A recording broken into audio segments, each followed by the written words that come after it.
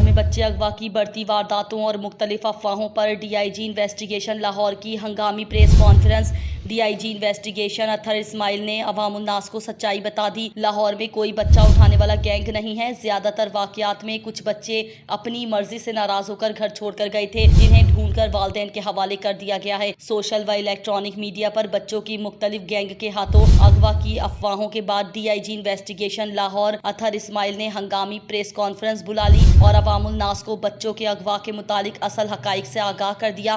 بتایا گیا ہے کہ ماہ ستمبر میں 96 بچوں کے اغوا کے مقدمات درج ہوئے، جن میں سے زیادہ تر اپنی والدین کے رویے سے دل برداشتہ ہو کر گھر چھوڑ کر گئے تھے، جنہیں ڈھونڈ کر ان کے والدین کے حوالے کر دیا گیا۔ D I G investigation Athar Ismail نے مزید بتایا کہ لاہور میں بچوں کو اغوا کرنے کا کوئی گینگ متحرک نہیں، یہ صرف افواہیں ہیں۔ میڈیا نمائندوں سے گفتگو میں ان کا کہنا تھا کہ عوام ایسی افواہوں پر کان نہ دھریں۔ لاہور پولیس کے افسران و جوان شہریوں کی حفاظت کے لیے مامور ہیں اور روٹین میں ہونے والے واقعات کی روک تھام کے لیے بھی کام کر رہے ہیں۔ رواں سال بچوں کے اغوا کے مقدمات کا ہندسہ 687 تھا، جبکہ گزشتہ سال 95 بچے اغوا ہوئے تھے، جبکہ ستمبر کے ماہ میں 96 بچے اغوا ہوئے۔